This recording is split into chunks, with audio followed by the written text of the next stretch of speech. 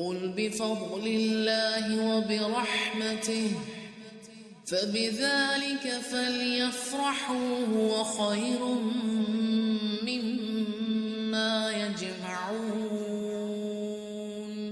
تو آج اس بارے میں سے ہم جو فتنہ دیکھیں گے وہ ہے کردار سازی کی کمی کا فتنہ۔ آج مسلمان کا وہ کردار نہیں دکھتا کہ جس کو دیکھ کر لوگ کہتے تھے قاری نظر آتا ہے حقیقت میں ہے قرآن۔ اور آج ہمارے ساتھ جو اس بارے میں رہیں گے وہ صحابہ کرام ہیں۔ یہ پارہ ایک ڈیوائن آرڈر کے تحت قرآن پاک کے بالکل اختتام کے قریب ہمارے سامنے ہے۔ ہم نے اتنا سیکھا، اتنا پڑھا، اتنا بولا، لیکن کیا ہمارے اندر سے اخلاقی برائیاں نکلی؟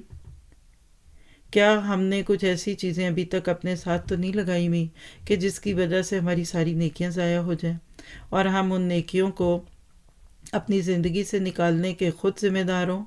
تو آج ہم دیکھیں گے کہ کردار سازی کی اہمیت کیا ہے، اور خاص طور پہ جب دین کی طرف بلانے والے، دین کے دائی، دین کی طرف بلانے والے لوگ جن کی شہرت دین ہے، جو واقعی ایک بہت بڑا کام لے کر اٹھے ہیں، نیت تو بہت بڑی کی ہے کہ ہم نے دنیا میں اسلام کو نافذ کرنا ہے اور ہماری وجہ سے اسلام غالب ہو، اور ہم اپنے لیے بہت سارے صدقہ جاریہ بنانا چاہتے ہیں۔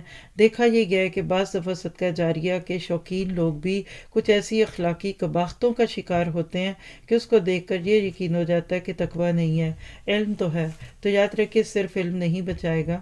آج ہمیں ایک ایسا کردار بن کے لوگوں کے سامنے آنا ہے کہ لوگ یہ نہ کہہ سکیں میں تو گئی تھی قرآن سیکھنے، پھر ان لوگوں کے معاملات دیکھ کے پلٹ آئی، میں تو گئی تھی پر انہوں نے میرے سے ایسی بدتمیزی سے بات کی، میں نے دوبارہ بات نہیں کی۔